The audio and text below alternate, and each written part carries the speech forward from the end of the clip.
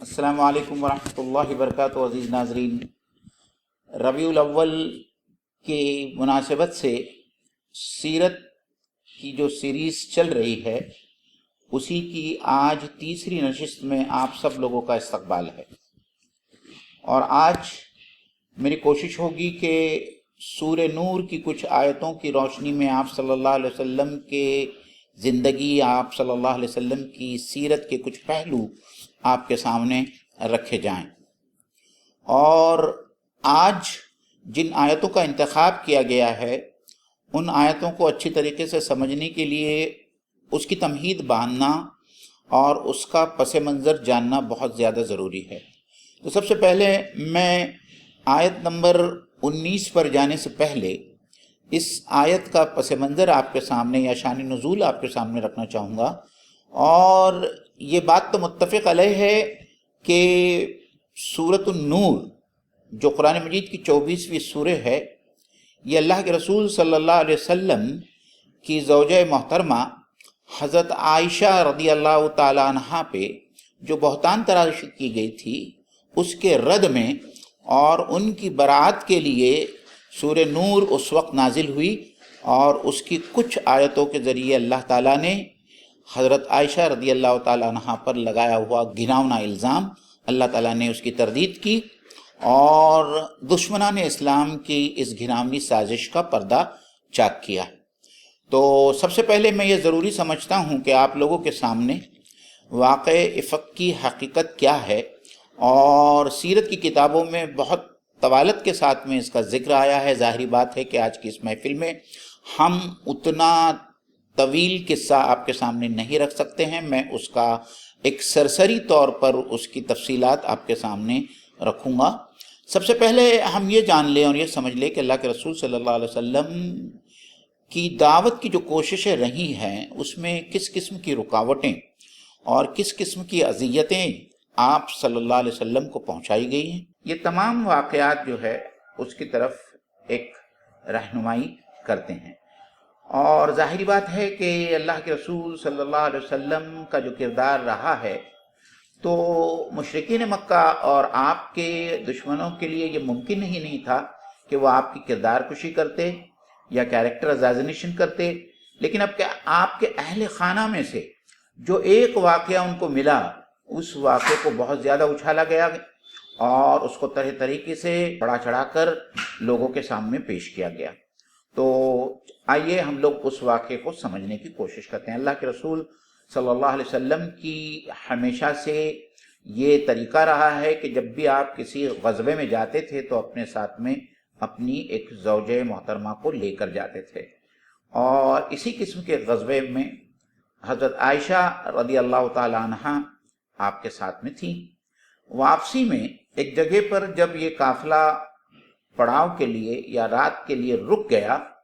تو کچھ وقت کے لیے حضرت عائشہ رضی اللہ تعالیٰ عنہ اپنے ہودج سے، جو اونٹ کے اوپر آدمی کو بیٹھنے کے لیے جو چھوٹا سا کیبنٹ بنایا جاتا ہے جس کو ہودج کہتے ہیں، اپنے ہودج میں سے باہر نکلی اور رفع حاجت کے لیے آئی۔ رفع حاجت سے آنے کے بعد میں آپ ہودج میں واپس آ گئی تو آپ کو پتہ چلا کہ آپ کا ہار غائب ہے۔ آپ ہار کو ڈھونڈنے کے لیے دوبارہ اس جگہ پہ گئی جہاں رفع حاجت کیا تھا آپ نے، اور ہار ڈھونڈنے کے بعد میں جب واپس آئی تو آپ نے یہ پایا کہ کاروان وہاں سے چل چکا تھا۔ ہودج کو عام طور پر اونٹ سے اتارا جاتا تھا، اور جب پڑاؤ دوبارہ شروع ہو جاتا تھا یا قافلہ چلتا تھا تو ہودج کو، اس کیبنٹ کو دوبارہ اٹھا کر اونٹ کی پیٹھ پر رکھ دیا جاتا تھا۔ حضرت عائشہ رضی اللہ تعالیٰ عنہ اس وقت بہت ہی دبلی پتلی تھی، اور ان کا وزن جو ہے ہودج کے اندر یہ سمجھنا کہ اندر حضرت عائشہ موجود ہیں یا نہیں ہیں، جن لوگوں نے ہودج کو اٹھایا ان کو اس بات کا احساس نہیں تھا کہ اس کیبنٹ کے اندر حضرت عائشہ رضی اللہ تعالیٰ عنہ موجود نہیں تھی، اور وہ قافلہ وہاں سے چل پڑا۔ حضرت عائشہ وہیں رکی رہی، اور اس دوران یہ ہوا کہ آپ کو نیند لگ گئی۔ اللہ کے رسول صلی اللہ علیہ وسلم کا یہ ہمیشہ سے معمول رہا ہے کہ جب وہ قافلہ لے کے چلتے تھے تو قافلے سے پیچھے اپنے کسی صحابی کو رکھتے تھے، اور وہ پیچھے پیچھے قافلے کے آتا تھا اور خاص طور پر ان جگہوں پر جہاں قافلہ پڑاؤ کرتا تھا وہاں اس بات کا خیال رکھا جاتا تھا کہ قافلے سے کچھ چھوٹ نہ گیا ہو۔ تو اس پورے واقعے کے جو مرکزی کردار ہیں وہ 4 ہیں۔ ایک حضرت عائشہ رضی اللہ تعالیٰ عنہ کی ذات گرامی ہے، ایک حضرت صفوان بن معطل ہیں رضی اللہ تعالیٰ عنہ، ایک حضرت مستح ہیں رضی اللہ تعالیٰ عنہ، اور منافقوں کا سرگنا، منافقوں کا سردار عبداللہ بن سلول، یہ جو ہے چوتھا مرکزی کردار ہے۔ تو حضرت صفوان بن معطل اس کام پر مقرر کیے گئے تھے کہ وہ قافلے کے پیچھے پیچھے آئیں۔ جب وہ اس مقام پر آئے تو انہوں نے دیکھا حضرت عائشہ کو، اور حضرت عائشہ کو انہوں نے فوراً پہچان لیا، کیونکہ پردے کے حکم نازل ہونے سے پہلے حضرت صفوان رضی اللہ تعالیٰ عنہ نے حضرت عائشہ کو دیکھا تھا، اور جیسے ہی انہوں نے حضرت عائشہ کو دیکھا تو بڑے زور سے اِنَّ لِلَّهِ وَإِنَّ إِلَيْهِ رَاجِعُونَ پڑھا۔ حضرت صفوان کی اس آواز سے حضرت عائشہ کی نیند کھل گئی، اور انہوں نے دوبارہ واپس پردے سے اپنے آپ کو ڈھانک لیا، اور حضرت صفوان سمجھ گئے کہ ان کے ساتھ میں کیا ہوا ہے۔ انہوں نے اپنے اونٹ کو نیچے بٹھایا، حضرت عائشہ کو اونٹ پر بٹھایا، اور تیزی تیزی سے اونٹ کو لے کر وہ روانہ ہوئے اور قافلے سے جا ملے۔ اس اتنی سی بات کے اوپر عبداللہ ابن سلول نے اللہ کے رسول صلی اللہ علیہ وسلم کی سب سے پیاری اور محبوب زوج حضرت عائشہ صدیقہ طیبہ رضی اللہ تعالیٰ عنہا پر افق کا الزام لگایا، بہتان تراشی کی، زنا کی، اور اس بات کو اتنا پروپیگیٹ کیا گیا، اس کا اتنا چرچا کیا گیا کہ مدینے کے اندر جو ہے اس بات کا گھر گھر میں چرچا ہونے لگا۔ اور حضرت عائشہ جب پہنچی مدینہ تو اس وقت حضرت عائشہ بیمار تھی، اور حضرت عائشہ کو اس بات کا کوئی علم نہیں ہوا۔ اور منافقوں کے اس پورے پروپیگنڈے میں منافقین کے ساتھ میں بدقسمتی سے کچھ سادہ لوگ، معصوم صحابہ تھے، وہ بھی اس کے چکر میں آ گئے، اور ان کی زبانوں نے بھی حرکت کی، جو بہت ہی بدقسمتی کی بات تھی۔ اور حضرت عائشہ رضی اللہ تعالیٰ عنہ کی جب طبیعت زیادہ خراب ہوئی تو وہ اپنے والد کے گھر پر آ گئی، اور ان کو ایک بات کا احساس تھا کہ اللہ کے رسول صلی اللہ علیہ وسلم کا معمول جس طریقے سے ان کے ساتھ میں محبت کا ہوتا تھا، جب سے وہ اس غزوے سے واپس آئی تھی ان کو یہ احساس ہوتا تھا کہ آپ صلی اللہ علیہ وسلم جو ہے اس طریقے سے ان سے پیش نہیں آ رہے ہیں۔ اور اتفاق سے ایک دن حضرت مستح کی ماں کی ملاقات حضرت عائشہ سے ہوئی، جو جب دونوں باہر گئے ہوئے تھے، اور وہاں ان کو اس بات کا پتہ چلا۔ جب حضرت عائشہ کو اس بات کا پتہ چلا تو حضرت عائشہ زار و قطار رونے لگی۔ وہ اپنے باپ کے پاس میں آئیں اور اپنے باپ سے یہ سب بات پوچھی، تو حضرت ابوبکر صدیق کو تو یہ بات معلوم تھی، اور وہ اتنی روتی رہی کہ حضرت ابوبکر صدیق کہتے ہیں کہ ہم کو ایسا لگا کہ شاید یہ رو رو کر اپنی جان کو ختم نہ کر لیں۔ اور اسی دن جو ہے اللہ کے رسول صلی اللہ علیہ وسلم جب آپ سے ملنے کے لیے آئے تو اللہ کے رسول صلی اللہ علیہ وسلم سے انہوں نے یہی کہا کہ میں وہی کہوں گی جو حضرت یعقوب نے کہا کہ اللہ ہی میرا مددگار، اللہ المستعان علی ما تصفون، یہ لوگ میرے بارے میں جو کہتے ہیں اللہ تعالیٰ ہی میرا مددگار ہے۔ اور اسی وقت جو ہے سورہ نور کی وہ 10 آیتیں نازل ہوئی۔ ان آیتوں کے ذریعے اللہ تعالیٰ نے تمام دشمنان اسلام کی جو گندی سازش تھی اس سازش کا پردہ چاک کیا، اور حضرت عائشہ کے اوپر جو الزام، زنا کا الزام اور افق کا جو الزام لگایا گیا تھا اس الزام کو جو ہے ختم کر دیا گیا۔ تو اسی تناظر میں اللہ تعالیٰ نے مسلم معاشرے کے لیے کچھ سوشل ایٹیکیٹس، سماجی اخلاقیات پر مبنی کچھ احکام نازل کیے، اور جو ہماری پہلی آیت ہے آج کی، ہم اس پہلی آیت کو آج سمجھنے کی کوشش کریں گے۔ آیت نمبر 19، سب سے پہلے ہم اس آیت کی تلاوت سن لیں گے۔ ان الذين يحبون ان تشيع الفاحشة في الذين آمنوا لهم عذاب أليم في الدنيا والآخرة والله يعلم وأنتم لا تعلمون۔ اس آیت کی تلاوت سننے کے بعد میں آئیے ہم لوگ اس کے ترجمے پر نظر ڈالتے ہیں۔ اللہ تعالیٰ فرماتا ہے کہ وہ لوگ جو ایمان والوں کے درمیان فحش باتوں کو یا بری باتوں کو پھیلانا چاہتے ہیں، ان کے لیے آخرت میں اور دنیا میں دردناک عذاب ہے۔ اللہ جانتا ہے اور تم لوگ اس سے ناواقف ہو۔ تو یہ آیت نمبر 19 کا یہ ترجمہ ہے، اور اس میں جو بات اللہ تعالیٰ نے کہی ہے یہ تمام مسلمانوں کے لیے سوشل ایتھکس جس کو ہم کہتے ہیں، سماجی اخلاقیات کہتے ہیں، اس کی سب سے پہلی یہ ہدایت ہے۔ اور اس سے پہلے اللہ تعالیٰ نے جہاں سورہ نور کی ابتدائی آیت میں زانی اور زانیہ کے لیے اور زنا کا بہتان یا الزام لگانے والوں کے لیے اللہ تعالیٰ نے سزاؤں اور حد کو مقرر کیا ہے، وہاں انسداد جرائم یعنی جرائم کو روکنے کے لیے جو سزائیں اللہ تعالیٰ نے اپنی طرف سے نازل فرمائی ہیں وہ اتنی سخت سزائیں ہیں کہ ان سزاؤں کی موجودگی میں اگر ان کو باقاعدہ کسی معاشرے کے اندر اس کو نافذ کیا گیا تو اس معاشرے سے بدکاری اور زناکاری پوری طریقے سے جو ہے وہ ختم ہو جائے گی۔ جیسے کہ ہم جانتے ہیں کہ اسلام میں غیر شادی شدہ مرد اور عورت اگر زنا ان پر ثابت ہو گیا کہ انہوں نے زنا کیا ہے،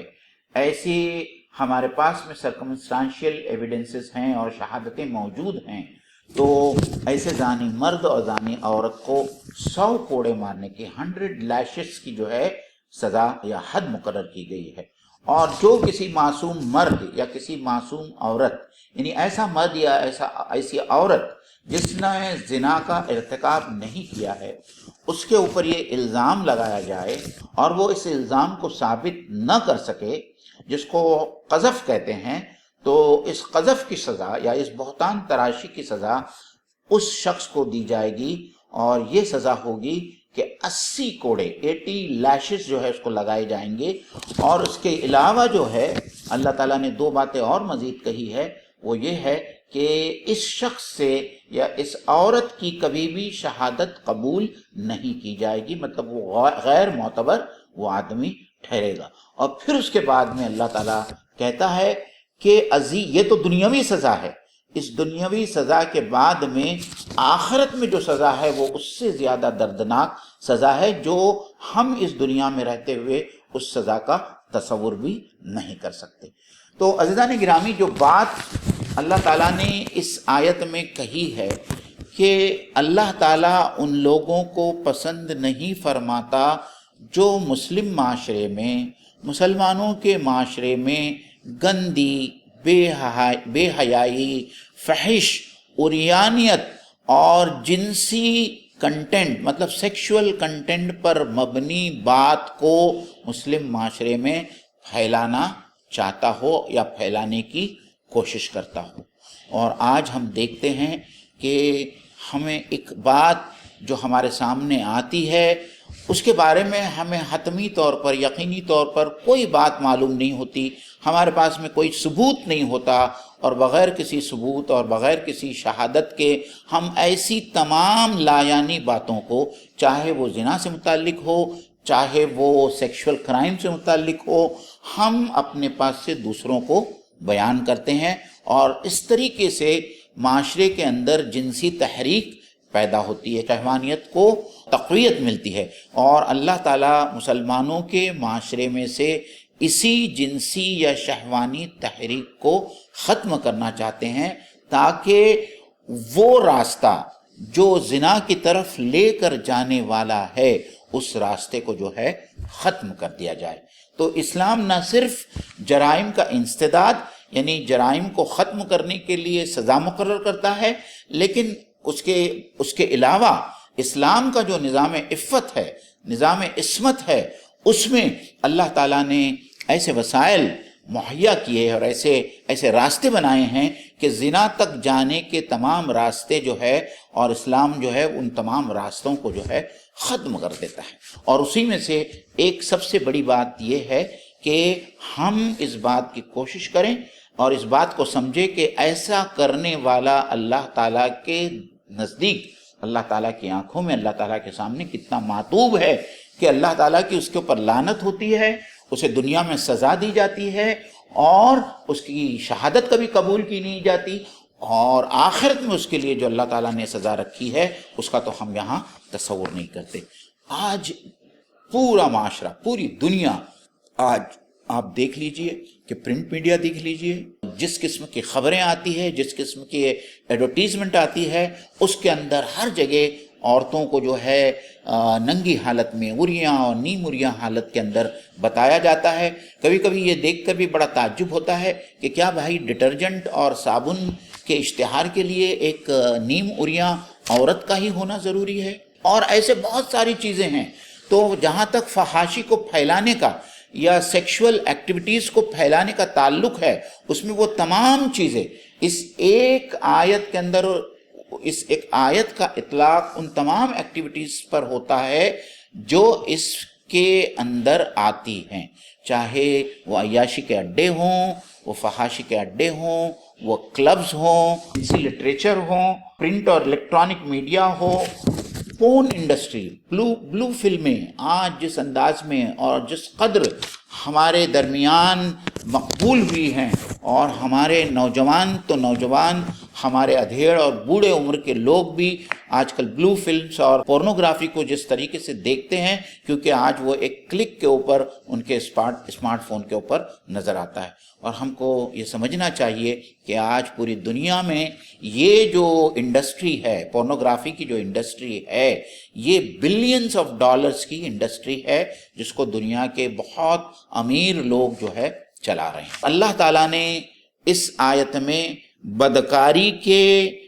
تمام اڈے اور وہ تمام راہیں اور وہ تمام ریسورسز جس سے بدکاری، عیاشی اور برائی پنپ سکتی ہے اور بڑھ سکتی ہے، اللہ تعالیٰ نے اس کو جڑ سے اکھاڑ دیا ہے اور جڑ سے کاٹ کر پھینک دیا ہے۔ جیسا کہ ہم کہتے ہیں، نہ ہوگا باس اور نہ بجیں گی بانسری۔ اب اس کے بعد میں ہم سورہ نور کی دوسری آیت پر چلتے ہیں،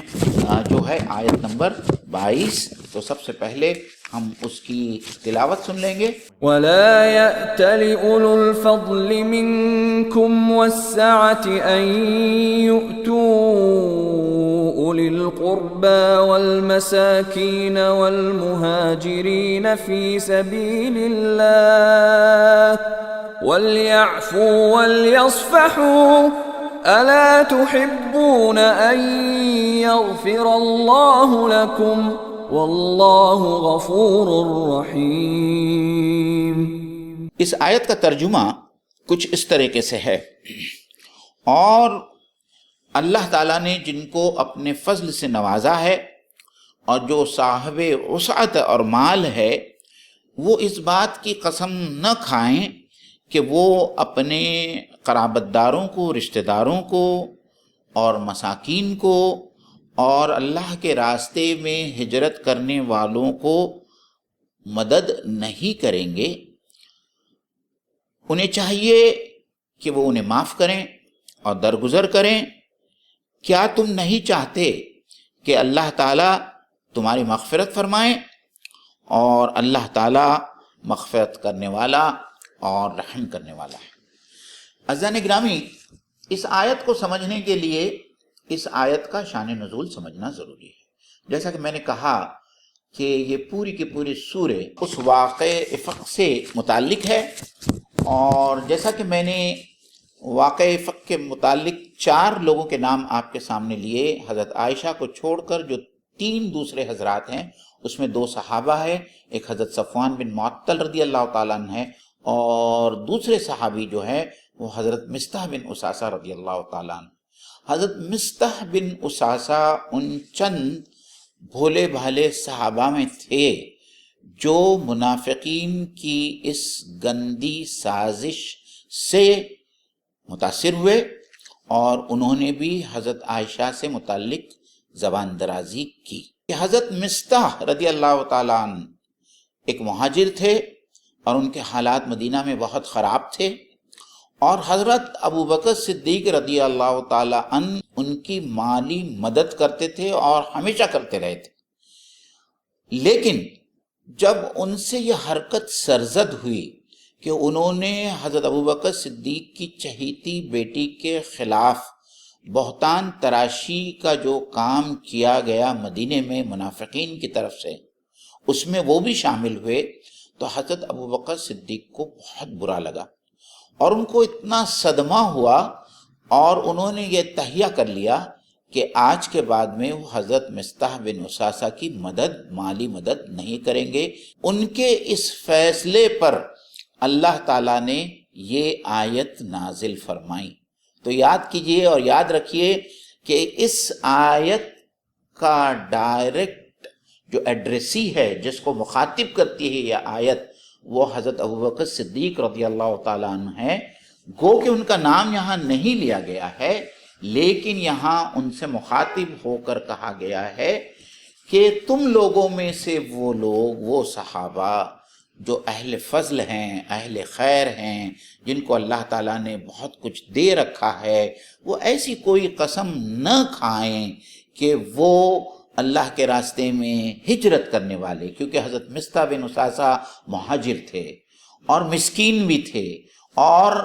قرابت دار بھی تھے، رشتہ دار بھی تھے، تو اللہ تعالیٰ جو ہے انڈائریکٹلی حضرت ابوبکر صدیق رضی اللہ تعالیٰ عنہ سے مخاطب ہو کر کہتے ہیں کہ جن لوگوں کو میں نے مال دیا ہے، جو اہل فضل ہیں، اہل خیر ہیں، وہ اپنے رشتہ داروں اور اپنے قرابت داروں اور مسکین اور میرے راستے میں ہجرت کرنے والوں کے متعلق ایسی قسم نہ کھائیں کہ وہ ان کی مالی مدد نہیں کریں گے۔ اور اس کے بعد میں اللہ تعالیٰ کہتا ہے کہ کیا تم نہیں چاہتے کہ اللہ تعالیٰ تمہاری خطاؤں کو درگزر کرے؟ اللہ تعالیٰ اس لیے کہتا ہے انہیں چاہیے کہ ایسے لوگوں کو معاف کرے، درگزر کرے،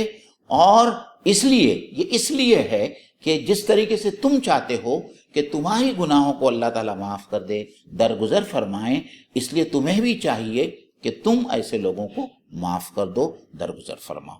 اللہ تعالیٰ بے شک غفور ہے، رحیم ہے، وہ مغفرت کرنے والا ہے اور وہ رحم کرنے والا ہے۔ اس آیت کے نازل ہونے کے بعد میں ہی جو ہے عزیزان گرامی، حضرت ابوبکر صدیق کی یہ حالت ہوئی کہ انہوں نے قسم کھا کر کہا، اے اللہ تعالیٰ میں تیری قسم کھاتا ہوں اور میں جو ہے دوبارہ حضرت مصطح کو جو ہے اپنی مدد مالی امداد میں شروع کروں گا۔ اور سیرت کی کتابوں میں یہ آتا ہے کہ حضرت ابوبکر صدیق نے جتنا دیتے تھے حضرت مصطح رضی اللہ تعالیٰ عنہ کو، اس سے کہیں زیادہ جو ہے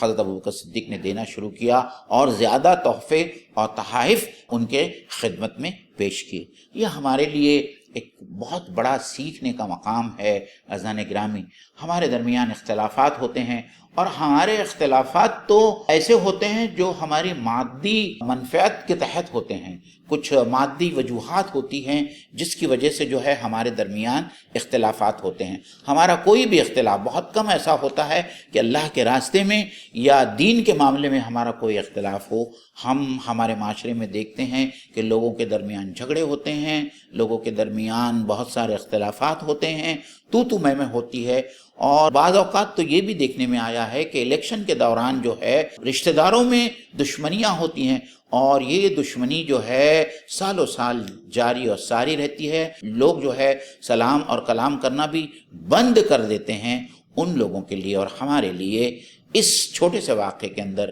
ایک بہت بڑا سبق ہے، اور اللہ تعالیٰ ہم سے کہتا ہے کہ اگر تم یہ چاہتے ہو کہ میں تمہارے گناہوں کو معاف کر دوں، میں تمہاری مغفرت کروں، میں تم پر رحم کروں، تو تمہیں بھی چاہیے کہ جن لوگوں نے تمہارے ساتھ میں زیادتی کی ہے، دیکھیے اس واقعے میں حضرت مصطح کی طرف سے زیادتی ہوئی تھی، لیکن اس کے باوجود بھی اللہ تعالیٰ نے حضرت ابوبکر صدیق کو یہ اشارہ دیا، یہ ہدایت دی کہ ان کو چاہیے کہ وہ حضرت مصطح کو معاف کر دیں۔ تو ہمارے لیے بھی اس بات میں یہ ہدایت ہے کہ جن لوگوں کے ساتھ میں ہمارے جھگڑے چل رہے ہیں اور عرصے سے چل رہے ہیں ہمارے جھگڑے، ہمیں چاہیے کہ ہمارے جھگڑوں کو ختم کریں، اپنے دلوں کو صاف کریں، اپنے دلوں میں اگر کوئی قدورت باقی ہے یا کوئی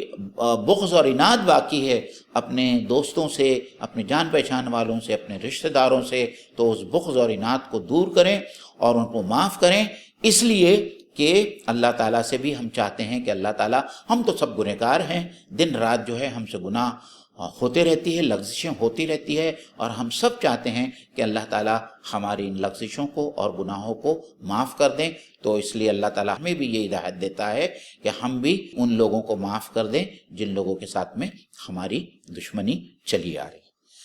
عزیزان گرامی، اب اس کے بعد میں ہم اس کی آگے والی آیت پر چلتے ہیں جو ہے آیت نمبر 27۔ يا أيها الذين آمنوا لا تدخلوا بيوتا غير بيوتكم حتى تستأنسوا وتسلموا على أهلها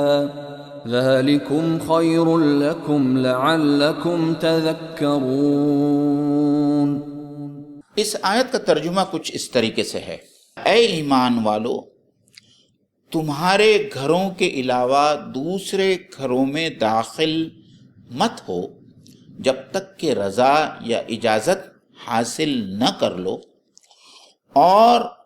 اس گھر والوں پر، اس گھر کے اہل و عیال پر سلامتی بھیجو، سلام کرو، یہ تمہارے لیے بہتر ہے تاکہ تم اس سے یاد دہانی حاصل کرو۔ اب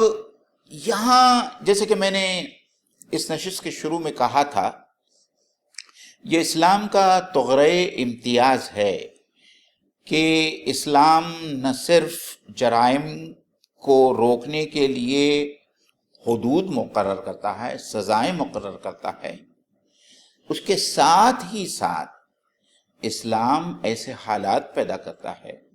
اسلام وہ تمام وسائل اور وہ تمام طریقوں کو اپناتا ہے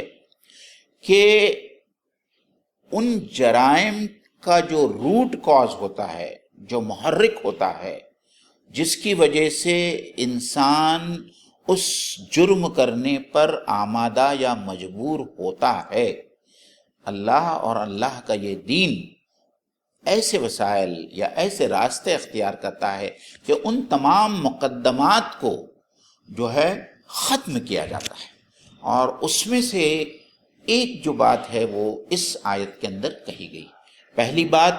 جو ہم نے سب سے پہلے دیکھی، جو آیت نمبر 22 کے اندر ہم نے سنی، کہ جس میں اللہ تعالیٰ نے بری بات، فحش بات کو پھیلانے سے منع کیا ہے، یہ پہلی بات تھی۔ پھر اس سے متعلق دوسری ہدایت یہاں جو دی جا رہی ہے کہ ایمان والوں کو چاہیے کہ دوسرے لوگوں کے گھروں میں جانے سے پہلے اجازت طلب کریں، اور جب وہ گھروں میں داخل ہوں تو گھر والوں کو سلام کریں، اور یہ تم لوگوں کے لیے بہتر ہے تاکہ تم اس سے نصیحت حاصل کرو۔ عزیزان گرامی، ہم کو اس بات کا علم ہونا چاہیے اور ہم کو یہ سمجھنا چاہیے کہ مکان جو ہوتا ہے یہ جائے سکونت ہوتی ہے، اور اس میں تخلیے کا حق ہر اس انسان کو ہے جو اس گھر میں رہتا ہے۔ تو میں جس گھر میں رہتا ہوں یہ میرا حق ہے کہ مجھے تخلیہ یا پرائیویسی حاصل رہے میرے اپنے گھر میں، اور کسی دوسرے آدمی کو اس بات کی اجازت نہیں ہوگی کہ وہ آ کر میرے تخلیے میں یا میرے پرائیویسی میں مداخلت کرے۔ اور اس حق کو اسلام جانتا ہے اور اسلام مانتا ہے۔ اس لیے اس زمانے میں، جس زمانے میں رہنے کا جو رہائش کا جو سسٹم تھا وہ بہت الگ تھا، چھوٹے چھوٹے مکانات ہوتے تھے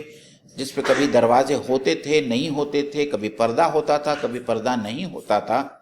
ایسے حالت میں ہم تمام مسلمانوں کو اس بات کی ہدایت دی گئی ہے کہ ہم اجازت حاصل کیے بغیر کسی کے گھر میں داخل نہ ہوں۔ اور اس کا جو طریقہ بتایا گیا ہے اور جو آپ صلی اللہ علیہ وسلم کی مختلف احادیث سے ہم کو سمجھ میں آتا ہے کہ دروازے کے باہر ایسا ہم کھڑے ہوں کہ دروازہ کھلنے کے بعد میں دروازہ کھولنے والا ہم کو نہ دیکھ سکے اور ہم جو دروازہ کھولنے والا ہے اس کو بھی نہ دیکھ سکے، کیونکہ ہو سکتا ہے کہ دروازہ کھولنے والی کوئی غیر محرم عورت ہی ہو۔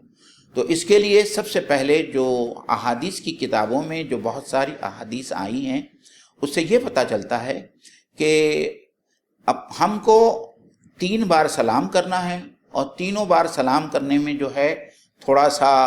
تاخیر کرنا ہے۔ ہو سکتا ہے کہ جو گھر میں اندر ہو، کسی کام میں مشغول ہو، یا اس کو پہلے سلام کی آواز نہیں آئی ہو، تو اللہ کے رسول صلی اللہ علیہ وسلم نے فرمایا کہ 3 بار ہم سلام کریں، ٹھہر ٹھہر کر سلام کریں، ساتھ میں اپنا نام بیان کریں کہ میں کون ہوں، اور پھر ان سے اجازت طلب کریں کہ میں اندر آ سکتا ہوں یا نہیں آ سکتا ہوں۔ اور اگر کوئی جواب نہ دے، 3 سلام کرنے کے بعد میں بھی کوئی جواب نہ دے، تو سلام کرنے والے کو یا وہ شخص جو گھر میں داخل ہونا چاہتا ہے اسے چاہیے کہ وہ وہاں سے پلٹ جائے، یہ اس کے لیے بہتر ہے۔ کیونکہ ظاہری بات ہے کہ جو شخص یا تو وہ اندر نہیں ہے، یا اگر وہ سن رہا ہے تو وہ نہیں چاہتا کہ وہ آپ کو انٹرٹین کرے، اس لیے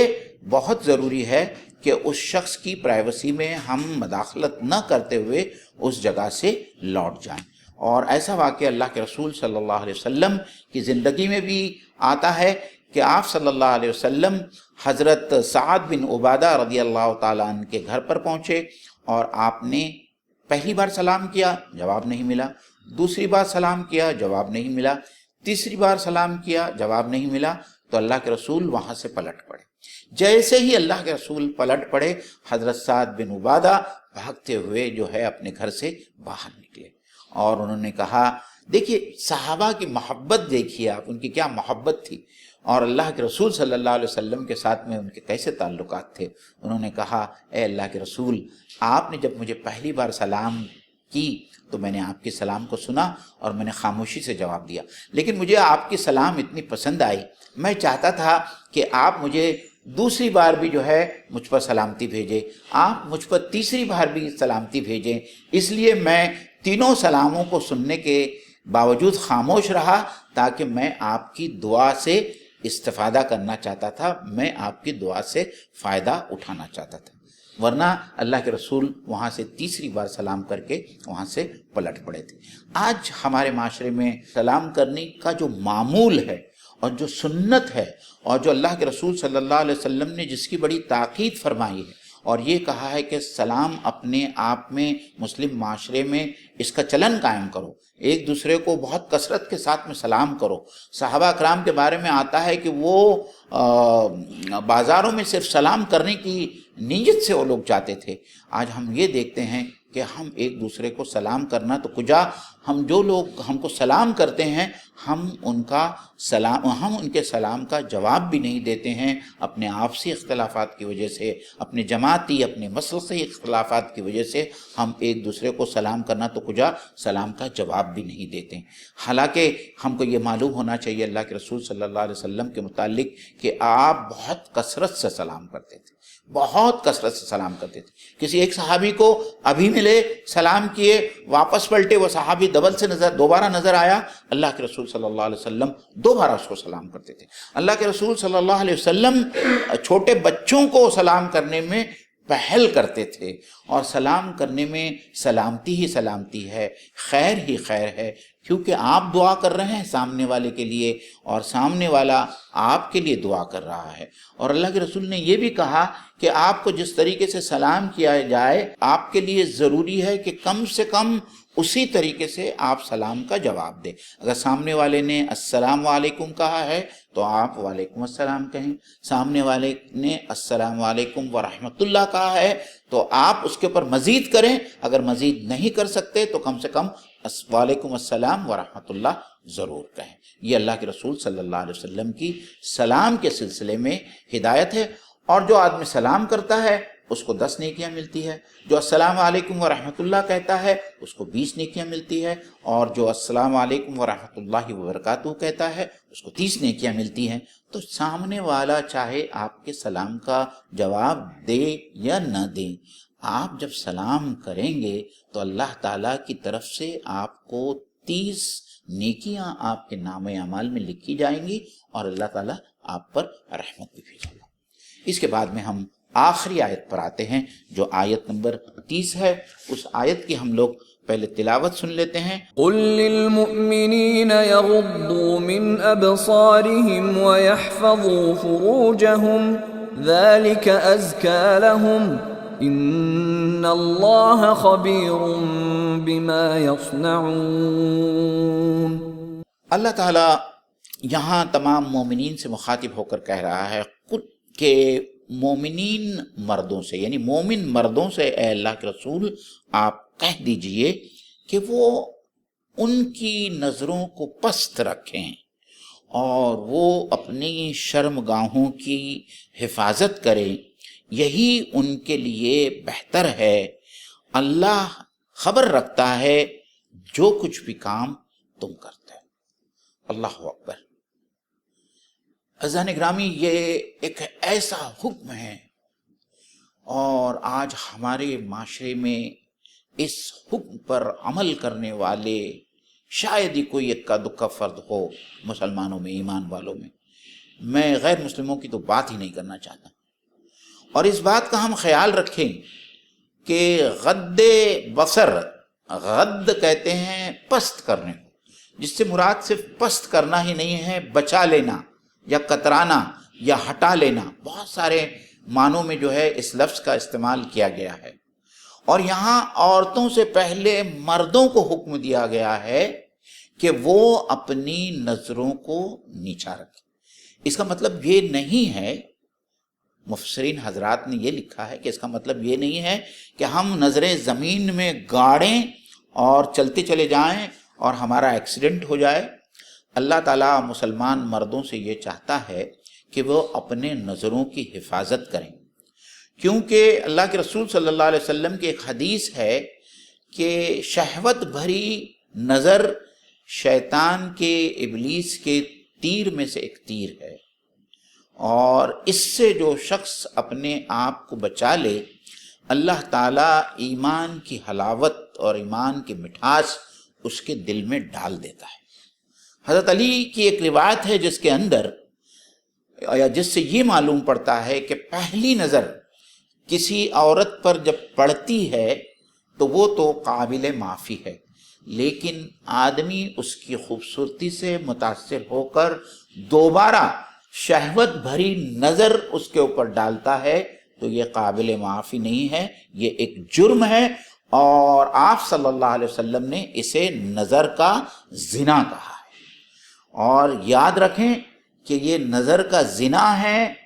جو پیروں کو زنا کی طرف لے کے جاتا ہے، دماغ کو زنا کی طرف لے کے جاتا ہے، زبان کو زنا کی طرف لے کے جاتا ہے، کان کو زنا کی طرف لے کے جاتا ہے، یہاں تک کہ اس زنا کی تکمیل اس کی شرمگاہ سے ہو جاتی ہے۔ تو جب شرمگاہ سے زنا کی تکمیل ہو جاتی ہے تو اس سلسلے میں آپ کے جتنے اعضاء انوالو ہوئے ہیں، چاہے وہ زبان ہو، چاہے وہ کان ہو، چاہے وہ آنکھیں ہوں، چاہے وہ دماغ ہو، جس نے وہ پورا پلان بنایا زناکاری کا، یہ سب زانی ٹھہرتا ہے۔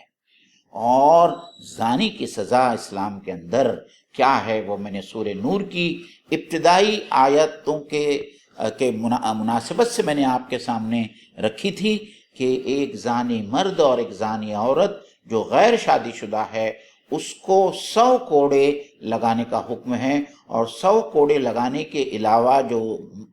دوسرا حکم ملتا ہے وہ رجم کرنا ہے کہ ان کو رجم کے ذریعے ہلاک کیا جائے گا۔ تو یہ زانی کی سزا ہے، اور اس سزا سے بچنا اپنے طور پر الگ ہے، لیکن اس اسلامی معاشرے کو زنا سے بچانے کے لیے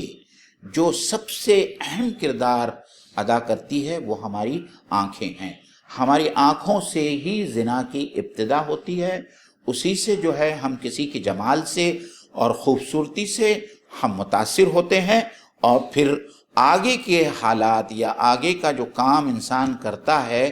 وہ آخر تک جو ہے وہ آخر میں زنا کی شکل میں جو ہے ظاہر ہوتا ہے۔ عزیزان گرامی، آپ صلی اللہ علیہ وسلم نے یہاں تک کہا ہے کہ ایک مرد کو دوسرے مرد کی سطر نہیں دیکھنا چاہیے، ایک مرد کو دوسرے مرد کی ران نہیں دیکھنا چاہیے، ایک عورت کو دوسرے عورت کی سطر نہیں دیکھنا چاہیے۔ اتنا روکا گیا ہے، اتنی ممانعت ہے، اور تاکہ یہ حیا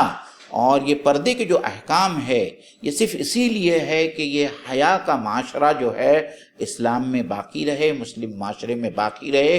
اور مسلم معاشرہ جو ہے وہ ایک پاکیزہ معاشرہ رہے، جہاں زنا کرنا بہت مشکل ہو جائے اور جہاں نکاح کرنا آسان ہو جائے۔ اسی سلسلے کی ایک ہدایت یہ بھی ہے کہ اللہ اور اللہ کا رسول اور اسلام اپنے پیروکاروں سے یہ چاہتا ہے کہ وہ تجرد کی زندگی نہ گزاریں، وہ کنوارے نہ رہیں، اور اسی لیے اللہ کے رسول صلی اللہ علیہ وسلم نے یہ حکم دیا ہے کہ جب تمہارا بیٹا یا تمہاری بیٹی جوان ہو جائے تو ان کی شادی کی فکر کریں، کیونکہ نکاح انسان کے عصمت کی حفاظت کرتا ہے، اس کے فرج کی، اس کے شرمگاہ کی حفاظت کرتا ہے، کیونکہ اس کی جو فطری شہوانی ضرورتیں ہیں اور جو تقاضے ہیں وہ نکاح کے ذریعے اسے حاصل ہو جاتے ہیں۔ اگر اس کا نکاح نہیں ہوتا تو ایسے لوگ سماج کے لیے بہت بڑا خطرہ بن جاتے ہیں۔ آج سماج میں ہم دیکھ رہے ہیں کہ کس طریقے سے ہم جنس پرستی بڑھ رہی ہے، کس طریقے سے مرد مردوں سے شادی کر رہا ہے، کس طریقے سے عورتیں عورتوں کے ساتھ میں شادی کر رہے ہیں، کس طریقے سے لیو ان ریلیشن شپ جو ہے دنیا میں اور معاشرے میں پنپ رہے ہیں۔ یہ صرف غیر مسلم معاشرے میں نہیں ہو رہا ہے، یہ مسلمانوں کے درمیان بھی اس قسم کے واقعات سننے میں ملتے ہیں۔ تو جب ہم اسلام کو سمجھیں گے، اسلام کے نظام عفت اور عصمت کو سمجھیں گے، اللہ اور اللہ کے رسول نے پردے، شرم اور حیا کے سلسلے میں جو ہدایتیں ہمیں نازل کی ہے، جس کا ذکر سورہ نور میں ہے اور جس کا ذکر سورہ احزاب میں ہے، میں ہمارے تمام ناظرین اور ناظرات سے اس بات کی التماس کروں گا اور ان سے یہ ضرور بھی ضرور ریکمینڈ کروں گا کہ قرآن مجید کی ان دونوں صورتوں کو وہ بہت اچھی طریقے سے سمجھ لیں، تاکہ اسلام کا پردے کا نظام، شرم اور حیا کا نظام، عصمت اور عفت کا نظام اس کے ذہنوں میں، ان کے ذہنوں میں بیٹھ جائے، اور وہ سمجھیں کہ اللہ اور اللہ کے رسول کی رضا کس باتوں پر مبنی ہے اور کس باتوں میں ہے۔ ناظرین اکرام، انشاءاللہ تعالی اگلے ہفتے میں سیرت کی مناسبت سے اس کی آخری اور چوتھی کڑی پیش کی جائے گی۔ اس پروگرام سے جڑے رہیں، ہمارے چینل کو سبسکرائب کریں اور اس کو پروموٹ کریں۔ انشاءاللہ تعالی اگلے جمعرات کو پھر ایک بار ہم آپ کی خدمت میں حاضر ہوں۔ وآخر الدعوانا ان الحمدللہ رب العالمین۔